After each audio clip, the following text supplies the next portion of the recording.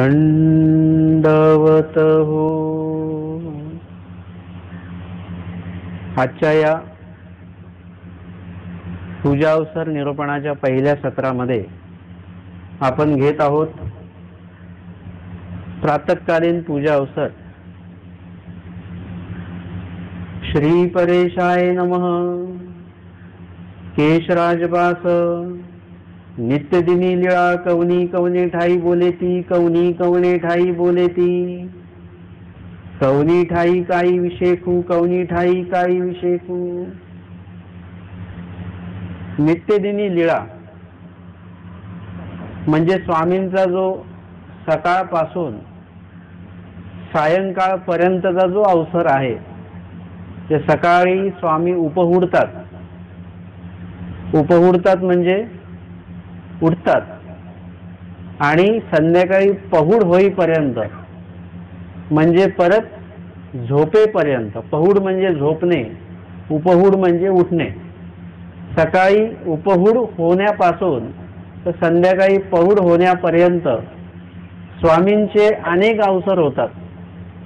तो पहिला आहे उपहुडाचा अवसर आहे, उठतात स्वामी. तदनंतर स्वामी प्रातःविधीला जातात, तो एक अवसर आहे. सकाळी कधीतरी स्वामी प्रवृत्ती असेल तर निरूपण करतात. तदनंतर स्वामींचा पूजा अवसर आहे, तो एक अवसर आहे, निरूपण अवसर आहे. विहरण अवसर आहे, विहरणाला स्वामी जातात.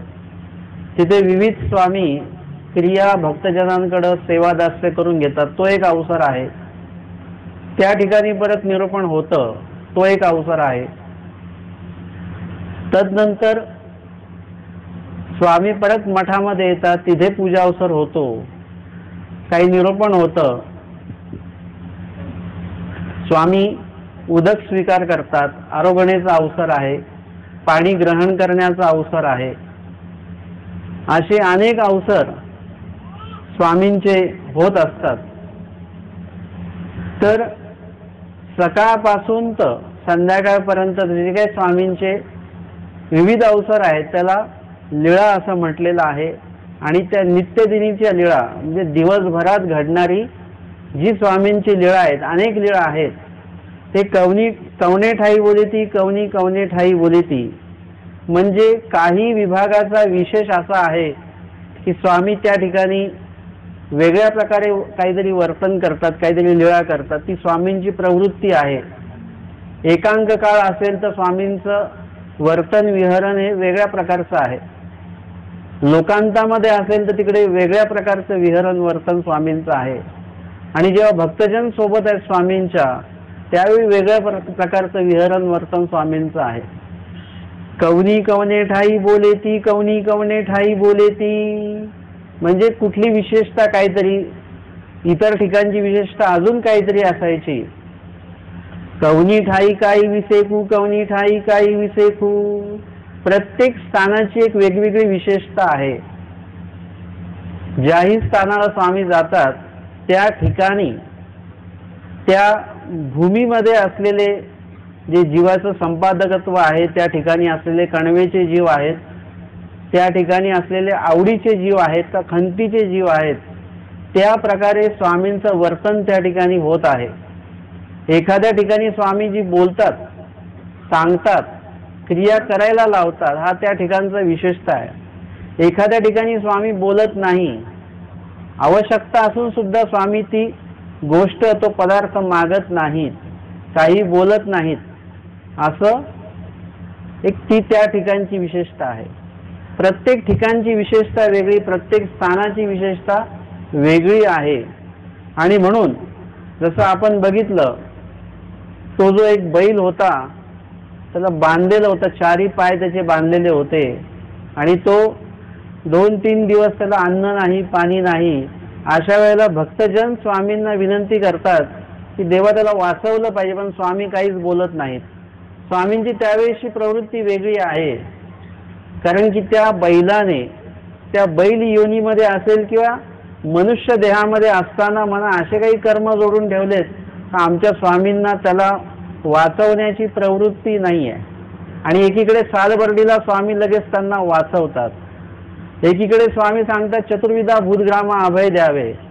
एखाद्या कुत्र्याला दगड मारतायत आमच्या आऊसाचं, स्वामींना ते सहन होत नाहीत. पण इथे या ठिकाणी बैलाला म्हणजे त्याचा आता जीव जाईल की काय असं असताना सुद्धा स्वामींच्या त्या लीळेमध्ये आपल्याला असं बघायला मिळतं की स्वामींना त्या बैलाची दया आलेली नाहीये. म्हणजे कवनी ठाई काही विशेष, कवनी ठाई काही विशेष. एखाद्या प्राण्याचा जीव स्वामी स्वतः वाचवतात, वाचवायला सांगतात, त्यांना दुखू नका सांगतात. पण समोर एखादा प्राणी दुखावतो आहे पण स्वामींना त्याची दया नाही. त्या ठिकाणची ती विशेषता आहे. अर्थातच नंतर भक्तजनांनी प्रार्थना केल्यानंतर स्वामी अनुज्ञा देतात आणि मग त्या बैलाला वाचवल्या जातं. कारण की किती झालं तरी परमेश्वर दयाळू मयाळू आहेत. त्याच्यामुळे जीवाची दया करण्या वांचून त्यांच्याकडे पर्याय नाही. जर का त्या जीवावर दया नाही केली तर तो अजून खालावत जाईल, अजून अधमतीकडे गतीकडे तो जाईल. म्हणून देवाला कुठेतरी कणव जी आहे ती उत्पन्न होत असते. तर कवनी ठाई काय विशेष, कवनी ठाई काय विशेष. पैठणला बाईसा त्या ठिकाणी 3 दिवस स्वामींना अपमानित करते आहे, शिळं अन्न देते आहे, पाय पुसण्यावर बसायला स्वामींना दिलेलं आहे. एवढं असून सुद्धा स्वामी त्या ठिकाणी बसूनच राहतात. कारण की त्या ठिकाणी प्रेम देण्याची प्रवृत्ती आहे स्वामींना. एखाद्या ठिकाणी असं होतं की तिथे तो राजा स्वामींना भेटायला येतो आहे वेरूळला, परंतु आमचे स्वामी तिथून निघून जातात, त्यांना भेट देत नाहीत. त्या ठिकाणची ती प्रवृत्ती आहे. कुठेतरी एखाद्या जीवाला स्वतः आवर्जून भेटायला जातात निळभट्ट भांडारेकरांसारख्या, आणि एखाद्या जीवाला देवाला भेटायचं नाही तिथून स्वामी लांब जातात. एखाद्याच्या घरी जाऊन स्वामी भोजन स्वीकारतात, तर एखाद्याच्या ठिकाणी जी काही खंत आहे, जी उदासीनता असेल त्याच्या कर्माविषयी, त्याच्यामुळे त्यांनी विनंती जरी केली तरी स्वामी त्याचं भोजन स्वीकारण्यासाठी त्याच्या घरी जात नाहीत. ही त्या ठिकाणची विशेषताच आहे ती एक. आणि म्हणून प्रत्येक ठिकाणची एक काही ना काही विशेषता तुम्हाला बघायला मिळेल. प्रत्येक स्थानाची विशेषता बघायला मिळेल. ते अवघे विशेष डोमे ग्रामी असती, परंतु सर्व स्थानांची एक विशेषता वेगळी आहे. आणि एकट्या डोमेग्राम या स्थानाची विशेषता अजून काहीतरी वेगळी आहे. डोमेग्राम हे ठिकाण असं आहे की त्या ठिकाणी आमच्या स्वामींची एक विशेष प्रवृत्ती आपल्याला बघायला मिळते. मग ते निरूपणाच्या माध्यमातून असेल, स्वामींचा त्या ठिकाणी वास्तव्याचा जो काही कल आहे तो कल पाहता, किंवा त्या ठिकाणी ज्या काही लीळा चेष्टा स्वामींनी केलेल्या आहेत त्या पाहता, त्या ठिकाणी स्वामींचं जे निरूपणाचा जो भाग आहे, विविध विषय त्याच्यामध्ये स्वामींनी तिथे ठेवलेले आहेत. आणि कधी कधी तर असं आहे की रात्रभर स्वामी निरूपण करतात, सकाळ होऊन जाते. एवढा निरूपणाची स्वामींची प्रवृत्ती एवढी अशा प्रकारची आहे की जेणेकरून स्वामींना अधिकाधिक निरूपण करावं असं वाटतं. अधिका प्रमाणामध्ये जीवाला ज्ञान व्हावं, द्यावं, निरूपावं, अशा प्रकारची प्रवृत्ती डोमेग्राम या ठिकाणी आपल्याला बघायला मिळते. म्हणून ते म्हणतात की ते अवघे विशेष डोमेग्रामी असती. डोमेग्राम मध्ये म्हणजे स्वामींची जी काही वचनं आहेत, काही लीळा आहेत, त्यातला बहुतांशी भाग आपल्याला त्या ठिकाणी बघायला मिळतो. विविध प्रक्रिया स्वामींनी त्या ठिकाणी जीवाच्या बाबतीत केलेल्या आहेत. विविध प्रयोग स्वामींनी डोमेग्राम या ठिकाणी जीवांच्या बाबतीत केलेले आहेत. विविध विषयांवरचे निरूपण स्वामींनी त्या ठिकाणी केलेले आहेत. आणि म्हणून डोमेग्रामची एक विशेषता वेगळी आहे. म्हणून बाई देवबा नित्यदिनी लीळा डोमेग्रामी बोलती.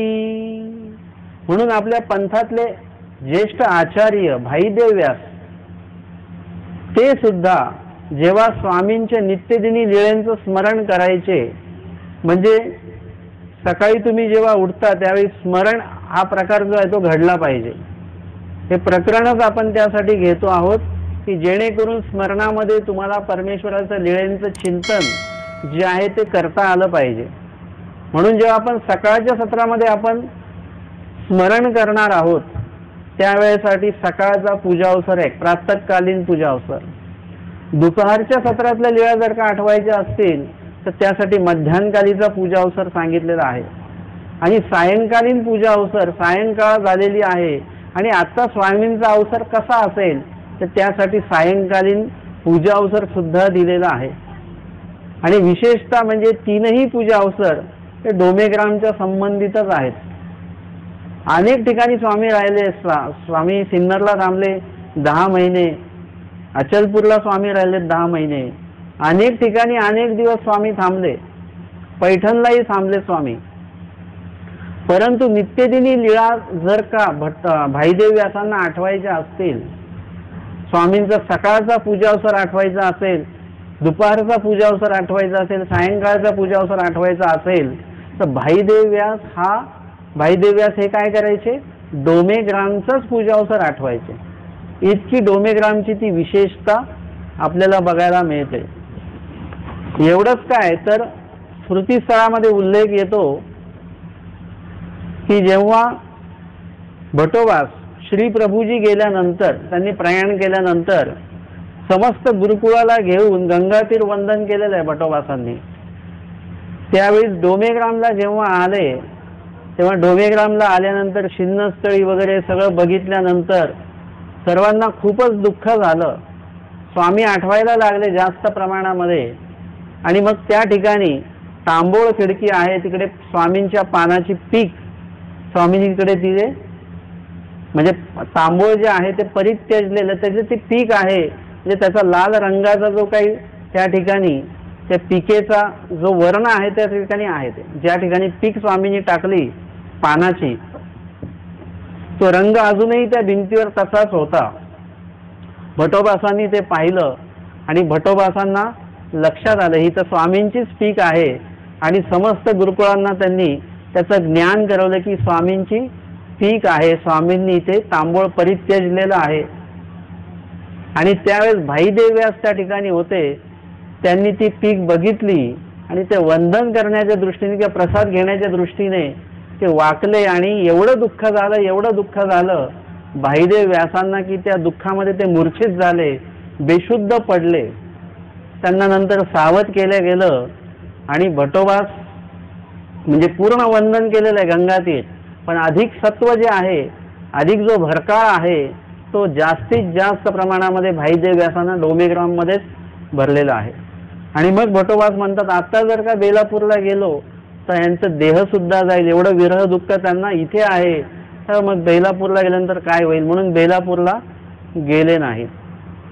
आणि म्हणून भाईदेव व्यास जे आहेत ते जर का लीळा आठवायची झाली तर मग डोमेग्राम निवडलेलं होतं त्यांनी आणि डोमेग्रामचाच पूजा अवसर ते सतत आठवायचे.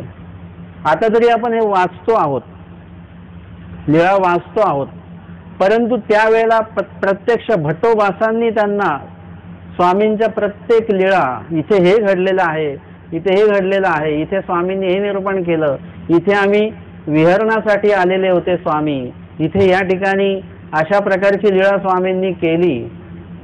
मला तर वाटतं असे त्या ठिकाणी अजून काही स्थानं असतील जे आपल्याला माहिती नाही.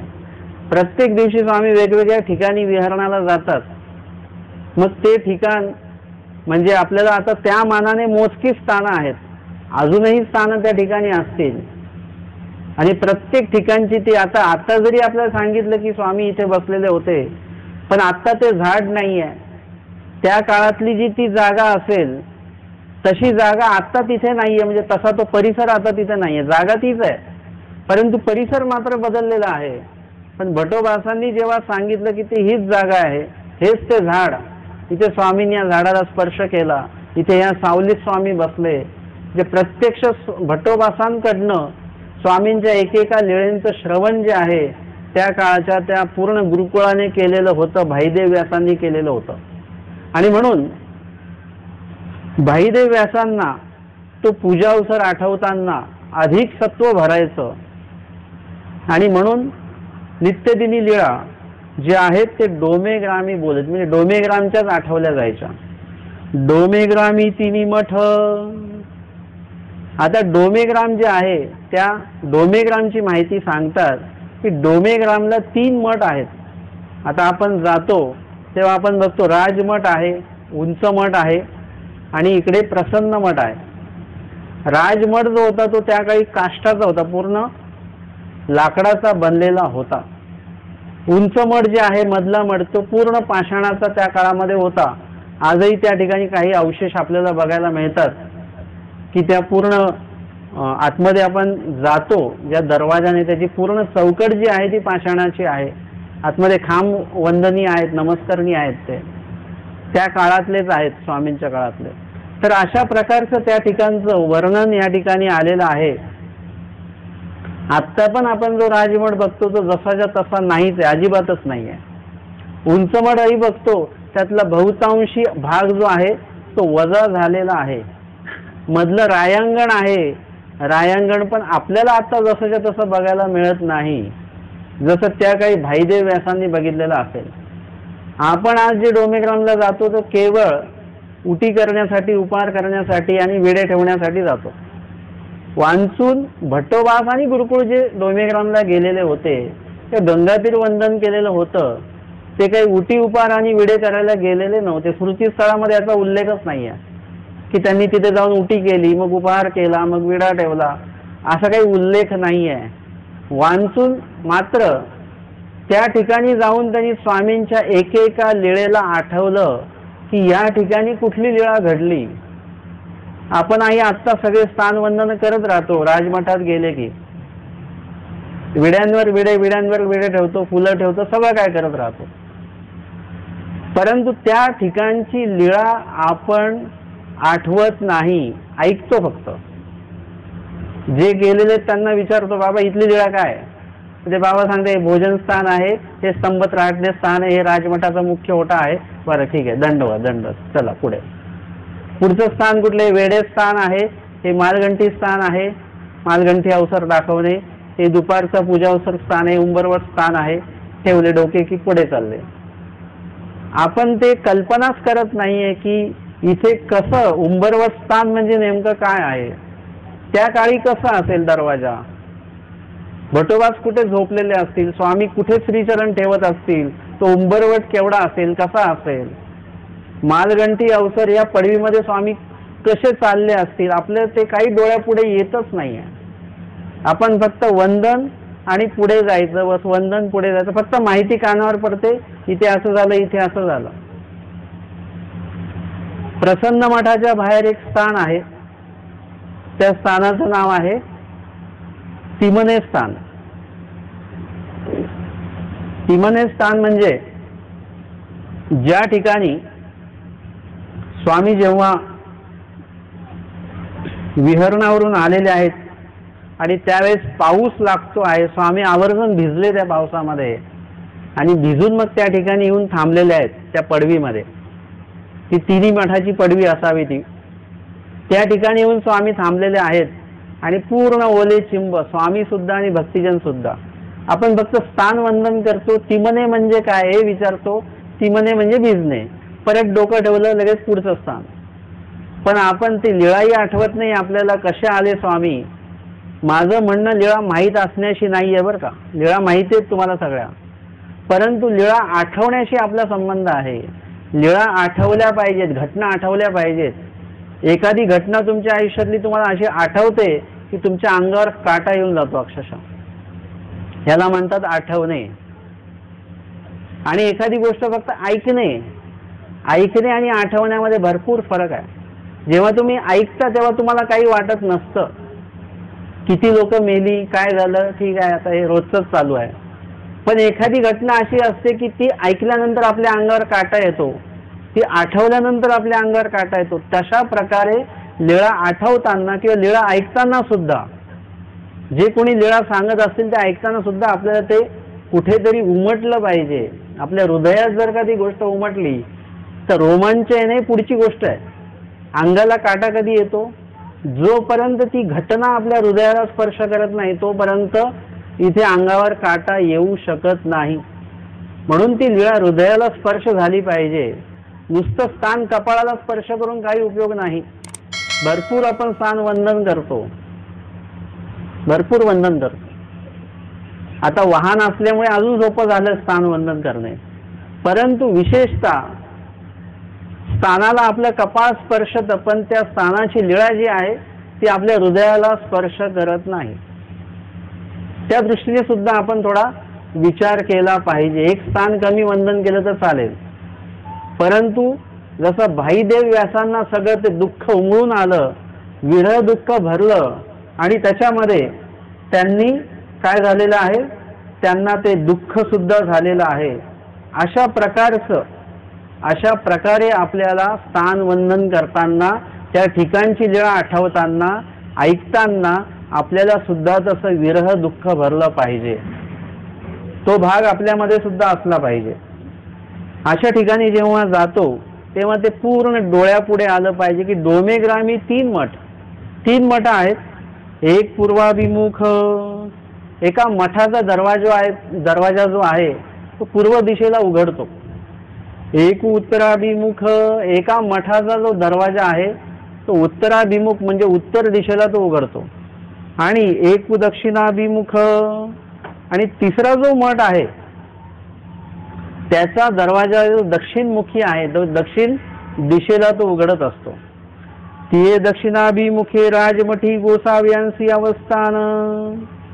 तिये दक्षिणाभिमुखे राजमठ, दक्षिण दिशेला ज्या मठाचं तोंड आहे, लक्षात घ्या आपण काय वाचतोय, दक्षिणाभिमुखी राजमठी गोसाव्यांसी अवस्थान.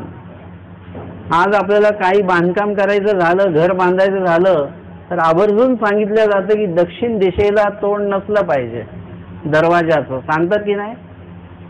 म्हणून लीळाचरित्र का वाचावं, ज्ञान का घ्यावं, त्याच्यातनं आपल्याला या गोष्टी कळतात. आमचे स्वामी ज्या राजमठामध्ये राहत होते त्याचा दरवाजा कुठल्या दिशेला होता, दक्षिण दिशेला होता. मग आता या ठिकाणी आपल्याला हा भाग सुद्धा लक्षात आला पाहिजे की दक्षिण दिशेला तो दरवाजा असून सुद्धा स्वामी तिथे राहत होते. असं जर का अपशकून झालं असतं काही तर आमचे स्वामी थांबले असते का तिथे, नसते थांबले. म्हणून यातनं सुद्धा आपल्याला बाहेर येता आलं पाहिजे. लीळाचरित्र वाचताना नुसतंच दक्षिणेमुखीला राजमठ आहे असं वाचून पुढे जायचं नाही आहे, तिथे सुद्धा संशोधन तुम्हाला करता आलं पाहिजे. तिन्ही दिशेला मुख असलेले दरवाजे आहेत.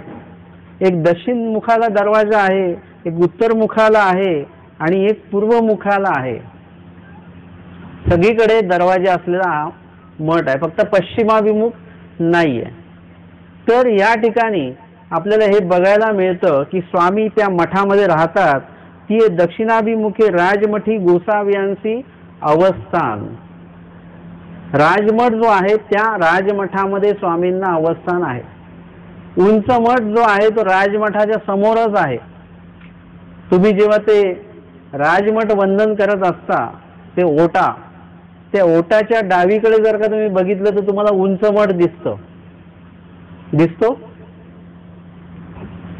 त्या उंच मठाचा जो दरवाजा आहे तो राजमठाच्या दिशेला आहे. म्हणजे राजमठाचा दरवाजा उंच मठाच्या दिशेकडे आहे आणि उंच मठाचा दरवाजा राजमठाच्या दिशेकडे आहे. म्हणजे दोन्ही मठाचे दरवाजे समोरासमोर आहेत. आतापर्यंत आपण राजमठ करत होतो ते वेगळ्या म्हणजे पूर्वाभिमुख रस्त्याने आपण आतमध्ये जात होतो. वांचून त्याचा तो मूळ दरवाजा नव्हे. मूळ दरवाजा जो आहे तो राजमठाच्या दरवाजा जो आहे तो उंच मठाच्या समोर येतो. म्हणजे दक्षिणाभिमुख जर का राजमठ असेल तर उत्तराभिमुख काय आहे, या ठिकाणी उंच मठ आहे. आणि पूर्वाभिमुख कुठला मठ येतो, प्रसन्न मठ जो आहे तो पूर्वाभिमुख येतो. असे तिन्ही मठ आहेत आणि या तिन्ही मठामध्ये स्वामींचं अवस्थान आहे, विहरण आहे, निरूपण आहे, सगळं आहे. पण त्यातल्या त्यात राजमठामध्ये स्वामींचं विशेषत्वाने अवस्थान त्या ठिकाणी आहे. आणि असं बघता नरसिंह मठ जिथे आहे त्या मठाला राजमठ असं म्हटलं जातं. या मठाचं मूळ नाव नरसिंह मठ आहे. उंच मठाचं मूळ नाव नारायण मठ आहे आणि प्रसन्न मठाचं मूळ नाव केशव मठ आहे. तर स्वामींचा मुक्काम जो आहे, अवस्थान जे आहे, जास्तीत जास्त वास्तव्य जे आहे ते राजमठामध्ये आहे.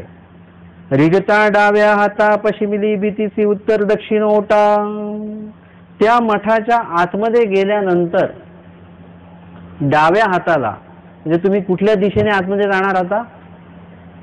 दरवाजातनं आतमध्ये गेला, दक्षिणमुखी दरवाजा आहे राजमठामध्ये. आपण आतमध्ये गेलो, उंच मठाच्या समोर दरवाजा आहे. त्या मठातनं आतमध्ये जेव्हा आपण जाऊ तेव्हा दरवाजातनं आतमध्ये जाण्याच्या आधी राजमठाची पडवी लागेल आपल्याला. त्या पडवीमध्ये मालगंठी अवसर स्थान आहे. त्यानंतर उंबरवट स्थान आहे, जिथे बटोबा झोपायचे किंवा त्या उंबरवटावर आमचे स्वामी श्रीचरण ठेवायचे सकाळी, ते एक स्थान आहे. आणि एकीकडे दुपारीचा पूजा अवसर हे स्थान आहे. असे 3 स्थान त्या पडवीमध्ये आहेत राजमठाच्या. आणि त्या राजमठाच्या आतमध्ये गेल्यानंतर दरवाजातनं आत पाऊल टाकलं की रिगता डाव्या हाता पश्चिमिली भीतीसी, डाव्या हाताला पश्चिम विभागाची जी भिंत आहे त्या भिंतीला समांतर असा उत्तर दक्षिण ओटा. उत्तर दक्षिण म्हणजे उत्तरेकडनं सुरू होऊन दक्षिणेकडे संपलेला असा. समजा ही दिशा जर का उत्तर असेल आणि ही कुठली दिशा येते, मग ही उत्तर असेल तर पूर्व येईल का? ही कुठली येईल?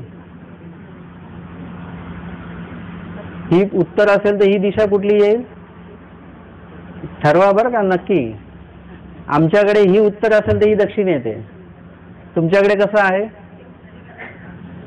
मग इथून जर का ओटा चालू झाला आणि इथपर्यंत इथे संपला, म्हणजे असा लांबट असेल तो, उत्तरेकडनं दक्षिणेकडे ओटा असेल त्याला उत्तर दक्षिण ओटा म्हणतात. किंवा तो ओटा जर का असा असेल त्याला कुठला ओटा म्हणणार? पूर्व पश्चिम ओटा म्हणणार. पूर्व पश्चिम उत्तर दक्षिण. तो ओटा पश्चिम पूर्व पण म्हणू शकतो, परंतु दिशा जेव्हा आपण बोलतो तेव्हा कसं बोलतो आपण? पूर्व पश्चिम उत्तर दक्षिण.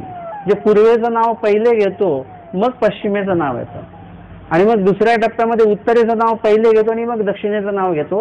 हा क्रम आहे बोलण्या. जसं आई वडील बोलतो ना आपण, वडील आई कोणी म्हणत नाही, तो क्रम आहे तो व्याकरणानुसार. तर पूर्व पश्चिम उत्तर दक्षिण म्हणून त्या ओट्याला दक्षिण उत्तर ओटा न म्हणता उत्तर दक्षिण ओटा म्हटलेला आहे. रिगता डाव्या हाता पश्चिमिली भीतीसी उत्तर दक्षिण ओटा. आणि त्या ओट्यावर राजमठामध्ये आज जो ओटा आहे तो सुद्धा तसाच ओटा आहे, म्हणजे तोच ओटा आहे, तो उत्तर दक्षिण असा ओटा आहे. आणि रिगता डाव्या हातासी पश्चिमिली भीतीसी उत्तर दक्षिण ओटा. त्या ओट्यावरी गोसाव्यांसी पहुड होय. त्या ओट्यावर स्वामींना पहुड व्हायचा. पहुड म्हणजे काय? उठणे की झोपणे? पहुड म्हणजे झोपणे. विशेषता अशी आहे की हा प्रातःकालीन पूजा अवसर आहे, पण सुरुवात ह्याची कुठून आहे? रात्रीपासून आहे. स्वामींच्या पहुडानंतरची जी काही लीळा आहे त्याला प्रातःकालीन पूजा अवसर म्हणतात. पण स्वामी म्हणजे उपहुडानंतरची लीळा त्याला प्रातःकालीन पूजा अवसर म्हणतात. पण उपहूड स्वामींचा होण्यासाठी आधी स्वामींचा पहुड जो आहे तो दाखवावा लागेल. म्हणून पहुडापासून हे प्रातःकालीन पूजा सर्व चालू होणार आहे. ते स्वामींच्या पहुडापासून रात्रीपासून ते चालू होणार. तेव्हा जाऊन कुठे मग सकाळ प्रातःकाळ आणि स्वामींचा उपहूड, आणि तिथून पुढे मग सकाळचं सत्र जे आहे, सकाळचा जो पूजा अवसर आहे तो त्या ठिकाणी आपल्याला श्रवण करायला मिळेल, आठवायला मिळणार आहे. आणि म्हणून सांगतात त्या ओट्यावरी गोसाव्यांची पहुड होय. बाईसे उपान्नो पालवे गुंडोनी आपल्या उशिसा का आडवांगी ठेविती. स्वामींचा त्या ठिकाणी पहुड जेव्हा होतो आहे, स्वामी आधी काय करतात? अर्थातच अजून आपल्याला थोडंसं मागे जावं लागेल की त्या ओट्यावर स्वामींचं पद्मासन रचलेलं आहे. पद्मासन म्हणजे बसण्याचं आसन त्या ठिकाणी टाकलेलं आहे आणि स्वामी त्या ठिकाणी बसतात. परंतु आता स्वामींना उपहूड स्वीकारायचा, पहुड स्वीकारायचा आहे. मग बाईसा काय करतात? त्या ठिकाणी जाऊन ते पद्मासन असे ते शयनासन रचिती, त्या ठिकाणी शयनासन त्याचं तयार करायचं, स्वामींचं बिछायत झोपण्याचं आसन तयार करायचं. मग स्वामी त्या ओट्यावर जातील, बसतील. उपाहान्नो परित्यजतील, उपाहान्नो काढतील. उपाहान्नो म्हणजे पायातल्या वाहना त्या काढणार स्वामी आणि मग दोन्ही श्रीचरण ओट्यावरून स्वामी पौड स्वीकारणार, म्हणजे पाठ टेकणार. बाईसांची सेवा जी आहे ती स्वामी सकाळी उठण्यापासून तर स्वामी परत झोपण्यापर्यंत, म्हणजे शास्त्रीय भाषेमध्ये स्वामींचा उपहूड होण्यापासून तर स्वामींचा पौड होण्यापर्यंत बाईसांची सलग सेवा चालू आहे, अखंड सेवा चालू आहे. आणि त्यावेळेला बाईसा काय करतात की स्वामींचा पहुड झाल्यानंतर, पहुड स्वीकारल्यानंतर बाईसा काय करतात की स्वामींच्या ज्या वाहना आहेत त्या वाहना घेऊन काय करतात बाईसा, पालवे गुंडोनी, म्हणजे कपड्यामध्ये एका स्वच्छ चांगल्या कपड्यामध्ये बाईसा ते दोन्ही वाहना गुंडोनी म्हणजे गुंडाळून कपड्यामध्ये लपेटून काय करतात, आपल्या उशाला काढवांगी ठेवी ती, आपल्या उशाला ते ठेवतात किंवा थोडंसं बाजूला ठेवतात की एकदम उठलो वगैरे तर त्याला पाय स्वामींच्या त्या वाहनाला आपला पाय नाही लागला पाहिजे म्हणून एकदम सुरक्षित ते ठेवल्या जातात. वांचून कोणाचाही पाय लागणार नाहीये, कोणी येणार सुद्धा नाहीये, काळजी करण्यासारखं काहीच नाहीये. तरी सुद्धा बाईसा जे करतात काळजी ती उल्लेखनीय आहे. जिथे कुठलीच भीती नाहीये, काहीच काळजी करण्यासारखं नाहीये, तिथेही जेव्हा काळजी केल्या जाते तेव्हा त्याला मनापासनं काळजी करणं असं म्हणतात.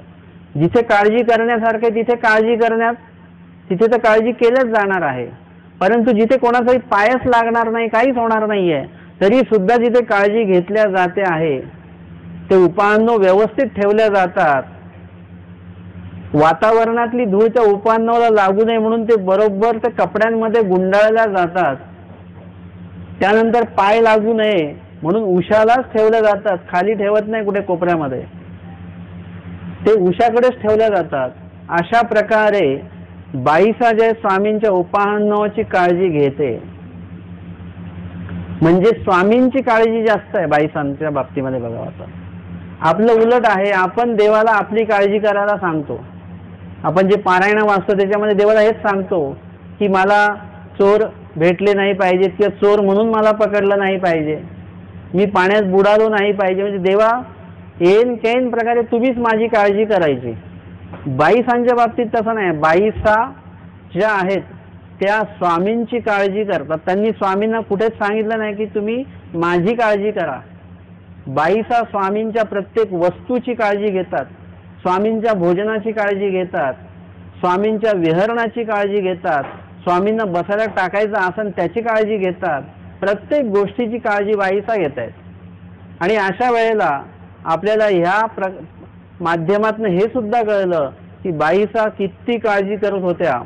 आणि मग पायथ्याकडे खाली निजेती, स्वतः कुठे झोपायच्या, स्वामींचे श्रीचरण ज्या बाजूला आहेत तिकडे त्या बाजूला खाली स्वामींच्या पायथ्याला झोपायचं. जिकडे श्रीचरण आहेत ज्या भिंतीकडे तिकडे बाईसा झोपायच्या, जेणेकरून आपण इकडे कुठे झोपलो आणि कळत न कळत स्वामींकडे आपले पाय झाले काय झालं तर तसं नाही. स्वामींच्या डोक्याकडे श्री मुकुटाकडे झोपायचं नाही, श्री चरणाकडे झोपायचं. सेवक जे असतात ते नेहमी कुठे असतात, श्री चरणाकडे असतात, श्री मुकुटाकडे नाही. श्री मुकुटाकडे गेलं की काय होतं, त्याला म्हणतात शिष्य डोक्यावर बसणे. शिष्याने नेहमी कुठे असावं, श्री चरणाकडे असावं. सेवक भाव जो आहे तो सेवक भाव अशा प्रकारचा आहे की ज्यामध्ये तुमच्या प्रत्येक क्रियेमध्ये नम्रता आहे, तुमच्या प्रत्येक क्रियेमध्ये सेवकत्वाचा भाव जो आहे तो त्याच्यात दिसून येतो, बोलण्यामध्ये दिसून येतो, उठण्या बसण्यामध्ये दिसून येतो. प्रत्येक म्हणजे पाहणं असेल, बोलणं असेल, बोलण्यामध्ये पण तो अदब असला पाहिजे. म्हणजे ज्येष्ठ व्यक्तीशी बोलताना, अधिकरणांशी बोलताना, स्वामींशी बोलताना कसं बोलता आलं पाहिजे. आपल्याला स्वामी भेटले तर आपण स्वामींना विचारू, देवा तुम्ही कधी आले. वांचून ज्येष्ठ आहेत स्वामी, भरपूर जे स्वामी परमेश्वर आहेत त्यांना तुम्ही बोलणं म्हणजे उद्धटपणाचं बोलणं आहे. तिथे आपण कधी आलात हे एकदम सभ्यतेचं बोलणं आहे. जे स्वामी कधी भेटतील तेव्हा भेटतील आपल्याला, पण आपल्याला आत्तापासून ठरवता आलं पाहिजे की स्वामींची कसं बोलावं लागेल. स्वामी अचानक भेटले तर कसं बोलायचं आपण देवाशी, हे आता आपल्याला ठरवता आलं पाहिजे. स्वामी जर का भोजनाला आले आपल्याकडे तर कसं भोजन द्यायचं स्वामींना, आपण कसं देणार? घास मोडून मोडून देणार? कसं देणार? ठरवा, आत्ताच ठरवावं लागेल आपल्याला. हे बाईसांची सेवा आणि आपली सेवा ह्याच्यामध्ये भरपूर मोठी तफावत आहे. बाईसांची काळजी आणि आपली काळजी ह्याच्यात भरपूर मोठी तफावत आहे. ती टप्पा आपण गाठू शकत नाही, परंतु एक एक जर का माहिती केली आपण आज तर कुठेतरी आपण तिथे पोहोचण्याचा प्रयत्न तरी करू शकतो. आणि म्हणून तो प्रयत्न करणं खूप महत्वाचं आहे. पायी त्याकडे खाली निजेती, पश्चात पहारी गोसाव्यांची उपहूड होय. पश्चात प्रहरी म्हणजे भल्या सकाळी. भल्या सकाळी म्हणजे किती? 8 वाजता की 7 वाजता? आपली भली पहाट तीच असते ना, 7 वाजता. आपण 8 वाजता 9 वाजता उठतो. आपण आपल्यासाठी भली पहाट म्हणजे एकदम 7 वाजता, आणि खूप पहाट म्हणजे 6 वाजता उठलो म्हणजे भरपूरच लवकर उठलो आपण. पण स्वामी काही भल्या पहाटे म्हणजे पश्चात प्रहर. स्वामी सांगतात पश्चात प्रहरी उठलं पाहिजे. तो सारस्वत काळ, एकदम सात्विक काळ असतो तो. दिवसामध्ये जसं जसं उजेड वाढतो, उजेड वाढतो म्हणजे काय होतं? सूर्याचा प्रभाव अधिक अधिक दिवसामध्ये उतरत जातो, आणि जेवढा तो उतरेल तेवढं तेवढं त्या दिवसातलं तापमान वाढतं, उष्णता वाढते. जशी जशी उष्णता वाढेल तशी तशी चिडचिड वाढते. आता तुम्ही अनुभव घेता की नाही? सकाळी बरं वाटतं थोडंसं, पण जसं जसं दिवस वाढत जातो 12, 1, 1.5, 2 तशी चिडचिड अधिक होते. पण तो जर का सात्विक काळ असेल तर त्याच्यामध्ये चिडचिड होत नाही. म्हणून त्या काळामध्ये उठणं गरजेचं आहे की त्या सात्विक काळामध्ये पूर्ण सत्व भरलेलं असतं, आणि त्या काळामध्ये स्मरण जर का तुम्ही केलात तर तुम्हाला लवकर जास्त स्मरण साधल्या जाईल. तेच जर का दिवसाच्या सत्रामध्ये तुम्ही बघितलं तर तुम्हाला एवढं सत्व भरणार नाही. म्हणून आमचे स्वामी पश्चात प्रहरी उठतात. पश्चात प्रहर म्हणजे एकदम सकाळी 3 वाजता. कधी कधी स्वामी 2:30ला सुद्धा उठतात. 2:30ला उठणं म्हणजे कधी शक्य असतं ते? जेव्हा तुम्ही संध्याकाळी 7 किंवा 8ला उठाल तेव्हा जाऊन कुठेतरी तुम्हाला सकाळी 3ला 2:30ला जाग येऊ शकते. आपल्या झोपण्याचा वेळ जर 11-12 असेल तर स्वप्नातही कधी विचार करू नका की आपण 3ला उठू स्मरणाला. उठलो तरी जांभई देत देतच आपलं देव आठवणं होणार. झोप जास्त आणि देव कमी आठवणार आपण, आणि त्याचा पूर्ण परिणाम दिवसभर आपल्या चेहऱ्यावर असतो. किती स्मरण केले की उदासलेला चेहरा असतो, कारण चेहऱ्यावर झोप अशी दाटून आलेली असते. म्हणून पश्चात प्रहरी जर का तुम्हाला उठायचं असेल तर तुम्हाला रात्री लवकर झोपावं लागेल, आणि रात्री लवकर झोपायचं असेल तर रात्री लवकर जेवावं लागेल, आणि रात्रीचं जेवण साधं घ्यावं लागेल. तेव्हा जाऊन कुठेतरी तुम्ही साधं जेवण जेवाल, लवकर झोपाल, तर सकाळी तुम्हाला लवकर आपोआप जाग येईल. आणि जाग आल्यानंतर आपल्याला जाग येत नाही, आपण जबरदस्ती उठत असतो. घड्याळाला 4-5 वेळा बंद करतो आपण, मग उठतो आपण, आणि त्याच्यामुळे ती जबरदस्ती उठणे आहे. वांचून तसं नाही झालं पाहिजे. आपली झोप पूर्ण झाली पाहिजे आणि मग जाग आली पाहिजे. आपल्याला ती पूर्ण झोप होणे आहे, आणि मग जे तुम्ही स्मरण करणार ते स्मरण पूर्णपणे तुम्हाला ते सत्व भरणारं ते स्मरण ठरणार आहे. आणि म्हणून इथे सांगतात पश्चात प्रहरी गोसाव्यांची उपहूड होय, लोंबता श्रीचरणी आसन होय. म्हणजे स्वामी आपले दोन्ही श्रीचरण ओट्याखाली सोडतात आणि ते श्रीचरण लोंबतात, म्हणून त्याला काय म्हटलं? लोंबता श्रीचरणी आसन होय. ओट्याच्या खाली ते सोडल्या जातात, जमिनीला ते श्रीचरण टेकतात. गोसावी इखित खांकरिती, आणि स्वामी इखित खांकरिती म्हणजे एकदम नाजूक प्रमाणामध्ये स्वामी खांकरतात. खाकरणे ज्याला म्हणतो ना आपण, गळ्यामध्ये एकदम असं झालं की आपण खाकरतो.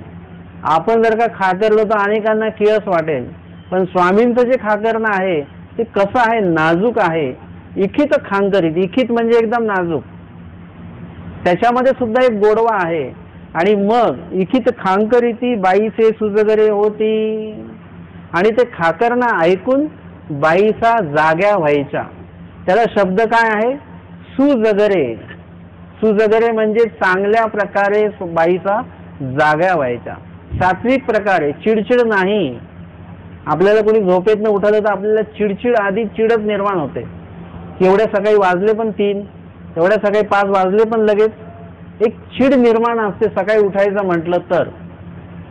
पण बाईसांच्या उठण्यामध्ये कुठेही चिडचिड नाहीये, कुठलाही तामस प्रकार नाहीये, एकदम सुजगरे होती. सहजपणे, सात्विकपणे, प्रसन्नतेने बाईसा उठतात. आणि उठल्यानंतर काय करतात, साऊमे येती श्रीचरणा लागती, श्रीचरणी उपहान ओळगविती, दुसऱ्या श्रीचरणा लागती, श्रीचरणी उपहान ओळगविती. आपण बघितलं की स्वामी जेव्हा पौढ स्वीकारतात रात्री, तेव्हा सुद्धा बाईचा स्वामींच्या सेवेमध्येच आहे. श्रीचरणी, श्रीचरण स्वामींचे उपान्नो पालवे गुंडोनी, म्हणजे ती सेवा करत करत बाईसा झोपतात. आणि जेव्हा उठतात सकाळी, उठल्या उठल्या परत सेवाच आहे. बाईसांची सेवेमध्ये कुठेही खंड नाहीये. जे झोपतात ते स्वामींची सेवा करत करत, आणि उठतात ते सुद्धा स्वामींच्या सेवेसाठीच म्हणून उठतात. आणि उठल्यानंतर काय करतात, साऊमे जाती, देवाजवळ जातात. आणि गेल्यानंतर श्रीचरणामध्ये उपान्न ओळगवतात. एका श्रीचरणामध्ये व्यवस्थितपणे स्वतः उपान्नो जे ते ओळगवतात, म्हणजे घातल्या जातात. श्रीचरणामध्ये वाहना घातल्या जातात, दुसऱ्या श्रीचरणामध्ये वाहना घातल्या जातात. म्हणजे दोन्ही श्रीचरणामध्ये एकत्रच वाहना घालण्याचा विधी नाहीये. याच्यामध्ये व्यवस्थित वाहन घातल्यानंतर मग दुसऱ्या श्रीचरणात वाहन घातले जाते. बाईसा स्वामींना दंडवत करतात, नमस्कार करतात, श्रीचरणा लागतात आणि मग उपान्नो घालतात. दुसऱ्या श्रीचरणा लागतात आणि मग उपान्नो घालतात. आधी वंदन आहे, मग सेवा आहे. जे सेवा करण्यासाठी आधी तुम्हाला देवाला वंदन करावं लागेल, प्रार्थना करावी लागेल, आणि मग सेवा तुम्हाला करावी लागेल. किंवा सेवा करत करत देवाला विनंती तुम्हाला करावी लागेल. तेव्हा देवा परमेश्वर त्या विधीचा, त्या सेवेचा स्वीकार तुमच्याकडनं परमेश्वर करते. अशा प्रकारे या ठिकाणी बाईसा काय करतात, स्वामींच्या श्रीचरणी उपान्न ओळगवतात.